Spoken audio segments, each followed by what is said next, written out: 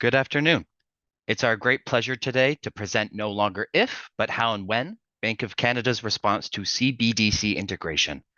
My name is Graham Cade, and I'm joined today by my colleagues from the Bank of Canada, Ifat Sahan, Legendanjia Kumar, Sabrina Bapu, with collaboration from Gopal Banerjee from the Department of Finance. Before we begin, I'd like to acknowledge that we're presenting from the land we now call Toronto.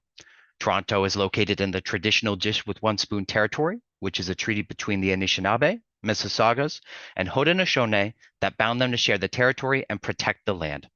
Subsequent Indigenous nations and peoples, Europeans, and all newcomers have been invited into this treaty in the spirit of peace, friendship, and respect. Next slide, please. The uptake of digital currency, which includes crypto coins, stable coins, and central bank digital currencies, is rapidly accelerating. In the wake of this new disruptive financial technology, urgent action is needed to fast-track the potential implementation of a central bank digital currency system in Canada. In simpler terms, it's no longer if, it's how and when. As highlighted below, the digital future of tomorrow is rapidly approaching. 114 countries representing 95% of the world's GDP and various private companies are currently researching and/or implementing a digital currency system in what has been described as the Wild West. Individuals around the world and in Canada are becoming increasingly interested in digital currencies. The Ontario Security Commission found that 38% of Canadians believe crypto assets play a key role in the financial system. Current initiatives undertaken by the Government of Canada, including the 5-year review focused on the digitization of money, is a good start. However, more urgent and decisive action is required if we want to be prepared for the digital future of tomorrow today. To reiterate, it is no longer if, it is how and when. Next slide, please. As the Bank of Canada, we have identified 2 scenarios in which issuing a CBDC would be necessary. The first scenario is one in which Canadian society no longer widely uses or accepts physical cash. And the second is where alternative digital currencies, either public or private, have become widely adopted in Canada.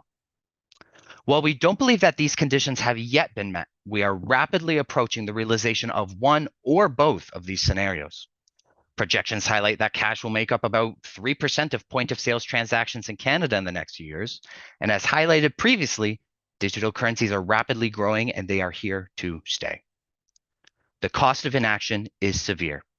If Canada continues its trajectory, then we risk falling behind other jurisdictions who are quickly moving forward with this file. This could result in a loss of monetary sovereignty for Canada and would negatively impact the bank's ability to fulfill its mandate. To ensure the stability and efficiency of our financial system, both now and in the future, Canada needs to be prepared for the future of digital currency. Next slide, please. The good news is that implementing a CBDC offers a variety of benefits for governments, businesses, and Canadians. It could improve payment efficiency and lower costs, while offering a unique new vehicle for monetary policy with which the bank can use to fulfill its mandate. Of course, implementation does not come without challenges. Bank disintermediation is a significant risk, given that a CBDC could siphon off deposits from commercial banks. Likewise, based on our own expertise, there are currently no estimates about development and implementation costs, which could create uncertainty during the implementation process.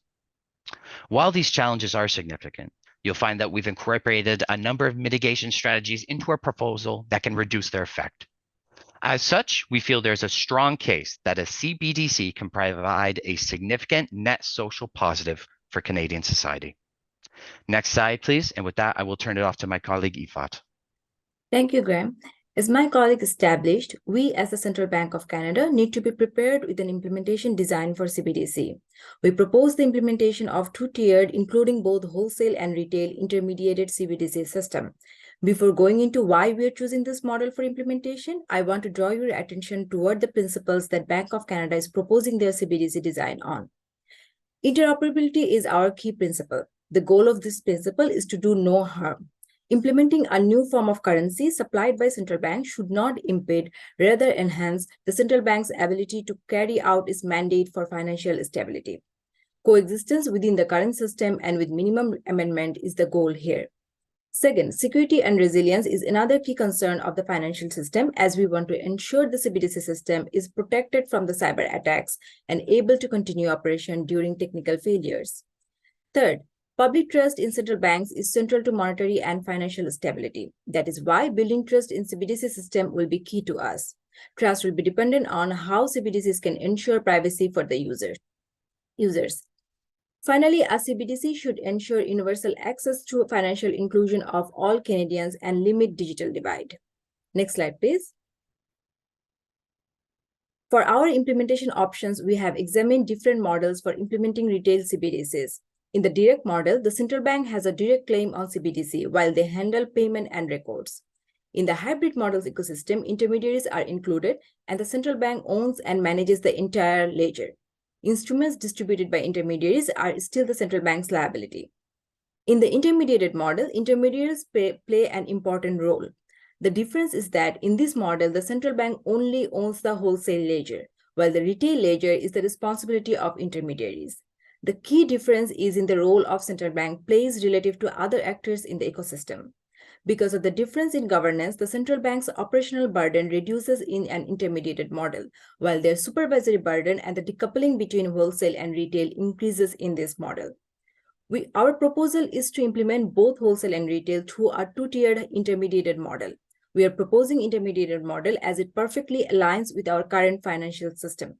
As we mentioned before that our principle is interoperability, this model ensures that we are incorporating the new system within the existing system so that major disruption do not happen in the current system. Also, a CBDC is best designed as a part of a two-tier system with an appropriate division of governance between the central bank and private actor intermediaries for the distribution and circulation of CBDC. Considering the financial stability and the trust Canadians already have in the current financial system, we want to convey that intermediated is the best option for implementation of CBDC as it ensures a shared responsibility and network system, yet a centralized control and layered of security for the financial system. Next slide, please. As we mentioned before, we are keeping the two-tiered model. One side is Bank of Canada and another side is intermediaries. We propose commercial bank, payment service providers, and credit unions as our intermediaries. The roles and responsibilities of the whole system will be divided, replicating the current system. When determining the architecture of the roles and responsibilities of governing bodies, the most important part is issuance. The left column shows the roles of Bank of Canada. As we mentioned before, we don't plan to change the current financial system. Issuance of CBDC will be the sole responsibility of Bank of Canada. The Bank of Canada Act provides the bank with the legal authority to issue currency, while the Payment Clearing and Settlement Act state that Bank of Canada has the authority to oversee payments, clearing, and settlement systems in Canada. As both acts explicitly term Canadian dollar and printed notes, amendments will be needed to include digital currency in the act. Two important part of the whole process is validation and ledger update. We propose Bank of Canada be the validator for detecting double spending and overissuance. Regarding ledger update, we propose Bank of Canada owns and updates the wholesale ledger, while retail ledger stays Bank of Canada's liability. The right column has the roles of intermediaries. Intermediaries' role in validation is to check for the authenticity of the account or token before settling the transaction. Regarding ledger update, intermediaries will own retail ledger, update it after Bank of Canada checks the settlement for double spending.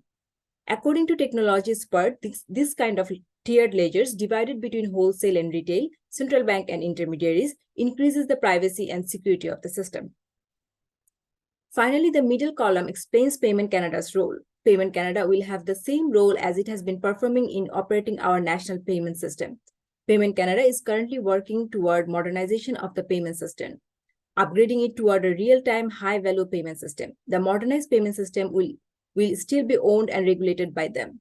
These roles will be more clearly defined after consultation with all the regulatory bodies.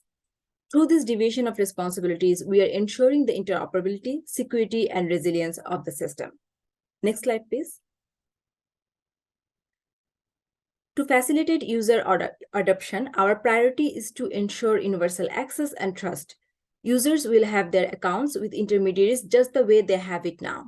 Keeping the same system will give the sense of privacy to the users. Besides opening accounts, we are also providing offline token for the people who do not have the internet connection or do not want their transaction to be visible. To ensure universal access, we will consult and work with other entities to ensure digital literacy and basic knowledge of CBDC for the Canadians. This part will be discussed in detail in our next section. Next slide, please. With that, I will now hand over to my colleague Sabrina. Thank you, Ifat. To ensure we meet design principles, there are several elements to implementing a CBDC that we've considered in our implementation. First, interoperability. To ensure that the introduction of a CBDC does not result in financial instability, our proposal will work within Canada's existing financial system. For instance, we recommend that a CBDC should be complementary to cash rather than a replacement. In order to limit users from holding their CBDC or transitioning away from using private money, we are proposing implementing account limits on CBDC. Additionally, through consultation with experts, we've identified the need to ensure that a CBDC is non-interest bearing in order to keep the market stable. Second, our design demonstrates a key emphasis on security and resilience. We propose a permissioned DLT where the core network is supervised by the Bank of Canada. This type of system provides enhanced security with layers to support secure validation.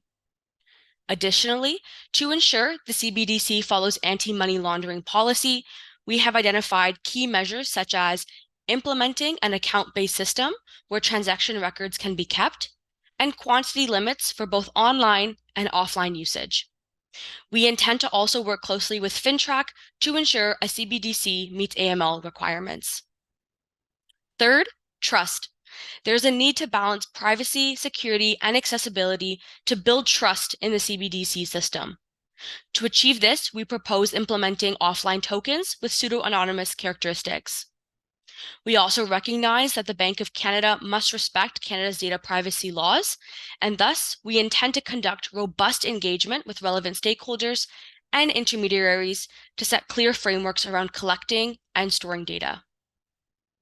Finally, universal access. A CBDC must address financial inclusion and digital literacy. Unequal access to the internet or digital devices can create a digital divide. To address this, we have identified the need for offline tokens while ensuring to work closely with the Financial Consumer Agency of Canada to ensure Canadians are able to access and understand how to use CBDC. Next slide, please. If the government decides to pursue the implementation of a CBDC, we emphasize that research and stakeholder engagement are crucial. In year one, we recommend establishing a stakeholder committee to create a base of knowledge that can be utilized at each stage of the process. Additionally, starting in year one, we intend to continue to complete research into technological consideration through building upon existing frameworks the Bank of Canada is already completing. In years 3 to 5, we propose the launch of a pilot project. Based on our jurisdictional scan, we have identified that a pilot project is necessary to test the design and capabilities of a CBDC before full-scale implementation. This pilot project will provide insight on next steps through ongoing evaluation. Finally, in years 5 to 7, we can continue to utilize our insights to prepare for the launch of a CBDC. This would include ongoing research and stakeholder consultation, as well as preparing for international integration. Next slide, please. With the implementation of a CBDC, stakeholder engagement is a critical component of developing a strong system. At the Bank of Canada, we recognize that the success of any modernization effort requires the input and support of a variety of actors. Firstly, we intend to engage key financial and payment system partners, such as Payments Canada, to build a strong partnership and framework for implementation. Secondly, we can engage actors that will play a key role in the development of CBDC infrastructure. For example, we intend to work closely with fintech companies to ensure that the CBD system meets industry performance standards. Finally, we believe it is crucial to engage the key adopters of CBDC to understand their needs and motivations so that it is designed with these considerations in mind. Next slide, please. And with that, I will hand it over to my colleague Legenden to provide a stakeholder analysis. Thank you, Sabrina. A variety of key stakeholders and mitigation strategies were considered. Technology and fintech firms are anticipated to react negatively because introducing a CBDC may impact existing business models by adding competition. Mitigation would involve developing frameworks for identifying and inviting private involvement. The general public, which includes unbanked groups, rural communities, and indigenous communities, is a key stakeholder with mixed reactions. They have concerns about access to the internet and real-time capabilities. Existing users of digital currencies would welcome an opportunity to use a CBDC because of its relative stability.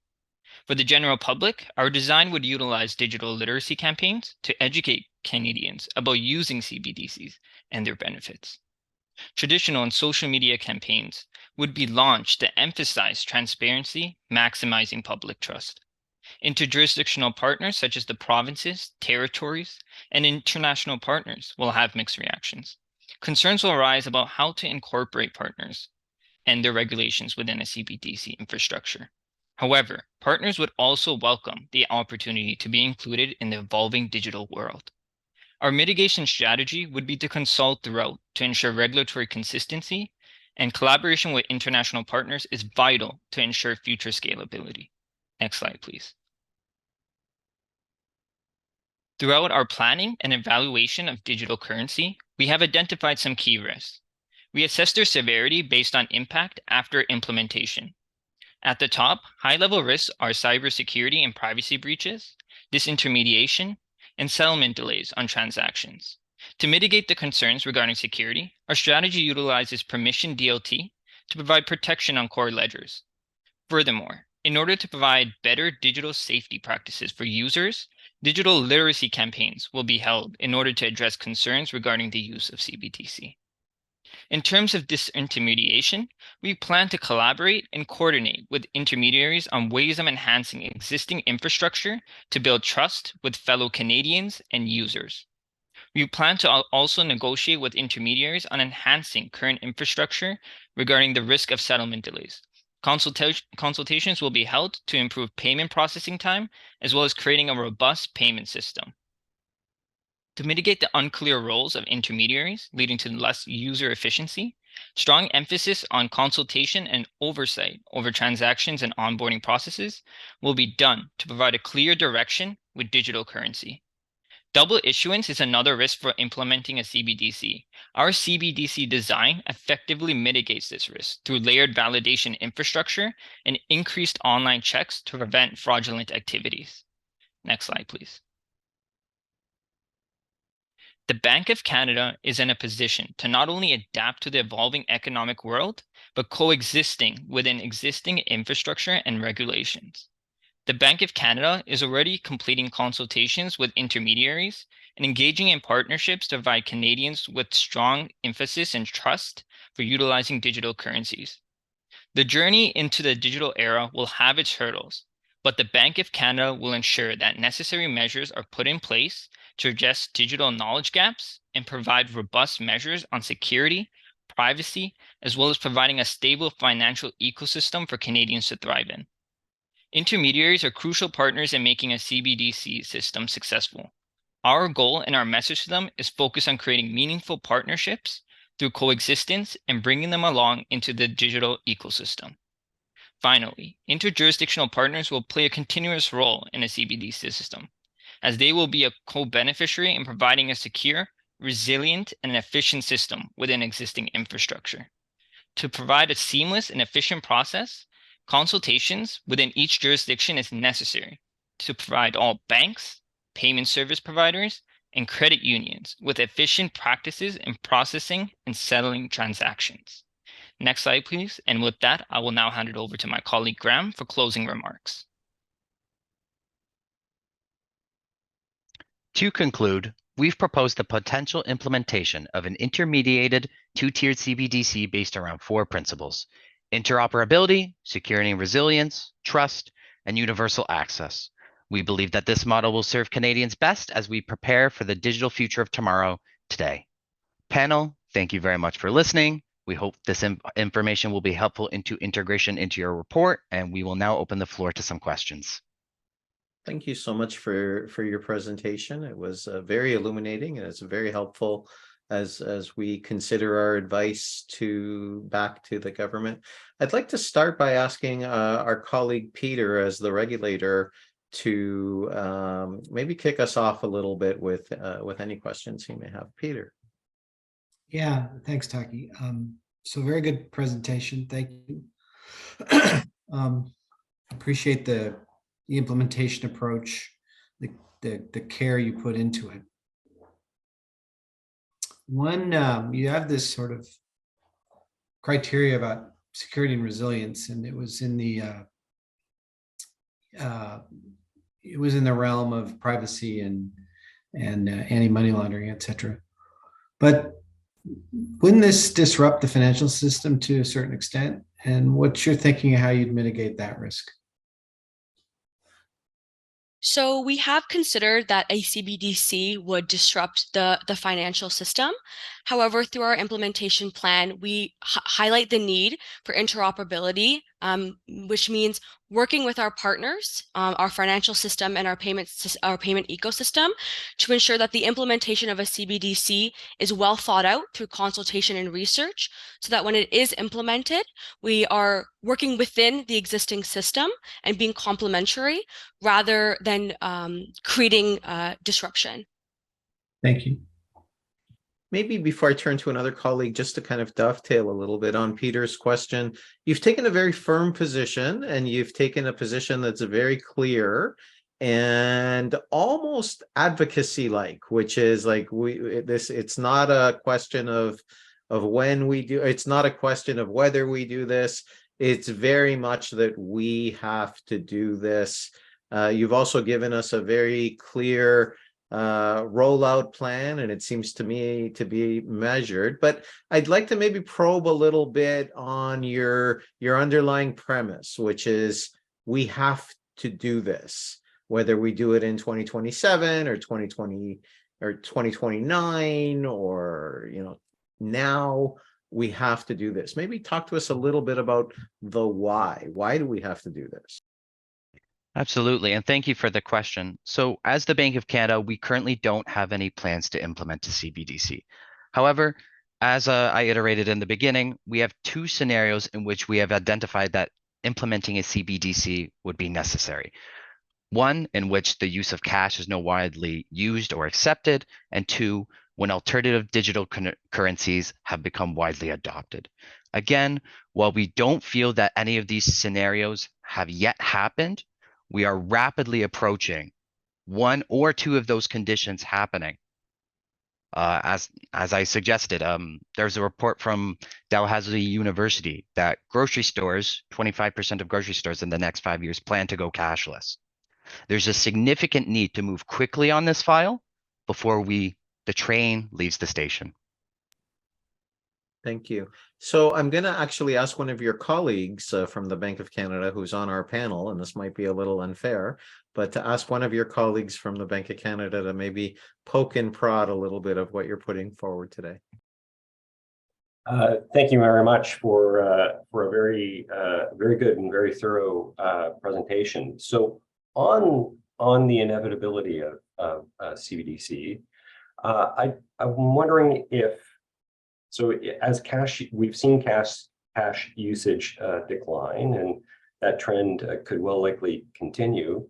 That said, most Canadians already have digital payment options in the form of credit and debit cards. If we were to create a CBDC, what's the motivator? Why do banks want to invest in a CBDC infrastructure? Why do merchants want to invest to adopt a new payment option for consumers? And why do consumers want to move away from the rewards cards that they love so much when paying for goods and services? Thank you for the question. Can I ask that we navigate to slide 19, please? So while we've highlighted for you that there's an urgent need to address this issue, again, the good news is that we feel that there's a really strong business case to be made for implementing a CBDC system in Canada. So for example, the current payment systems, merchants incur extremely high fees, which are then passed on to consumers. In 2016, payment processing fees accounted for $17 billion in cost to the Canadian public. There's also considerations about tax evasion, which loses the government of Canada billions annually. By implementing a low-cost CBDC, we feel that we can put money back in the pockets of Canadians and consumers while ensuring interoperability with the existing payment infrastructure. Thank you very much. Thank you. Shirley, would you have any questions for our panelists? Yeah, Or sure. sorry, for our presenters? Yeah, absolutely. You talked a lot about the cost of inaction being high, particularly when those two conditions are met. So I'm just wondering if you could maybe talk a little bit about the timing aspect and what you would do to mitigate the risk if you weren't able to implement what you have planned under the timelines that you've identified within your presentation. Absolutely. Can we navigate to slide 10, please? So our implementation plan demonstrates a really strong foundation in researching technological considerations, analyzing the environment, and engaging with our stakeholders and partners. To adapt to any changes in the environment, we strongly believe that this very strong foundation, by engaging and continuing the research efforts the Bank of Canada is already conducting, will be ready to adjust if necessary. If the consultation and engagement framework leads us that way.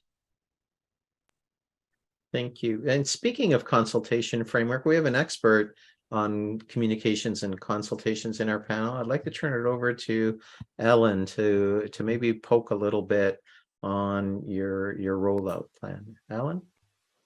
Thank you. I had one specific question. I was really interested. You can go to the communications plan slide. I was really interested that all your interactions with all the groups except the general public were kind of two-way conversations, either collaboration or engagement. And with the public, it was just a one-way, we're going to talk to you about this. Can you talk a little bit about that decision? Yes, so I can jump in on that.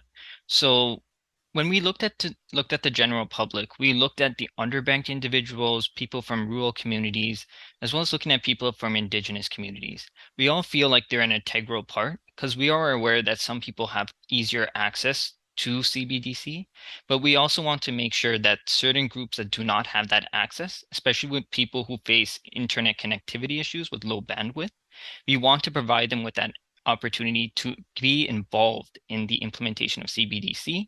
That's why we also wanted to emphasize that we want to cooperate, but also collaborate with them. So that way we can find innovative ways of getting them involved with the implementation of CBDC. Thank you so much. Professor Germain, do you have a question? Well, I would just, I mean, your presentation answers a lot of, or takes us through a lot of the domestic processes that you want to follow. But what's the international strategy to coordinate with either our trading partners or the major international organizations that are already involved in thinking about a CBDC? Thank you. Thank you for the question. I can take that.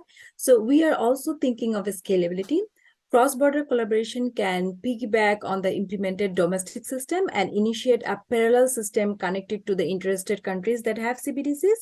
The role of the intermediaries will remain the same while creating extra layer from both sides, and the system will go on parallelly to domestic and international. Thank you. Does that answer your question? Yeah, thank you. Absolutely. Well, thank you so much. On behalf of the panel, we want to thank you for your time now this afternoon, not this morning, and thank you for your energy and thank you for your insight. And we have very much appreciated your contribution to our work. So all our very best.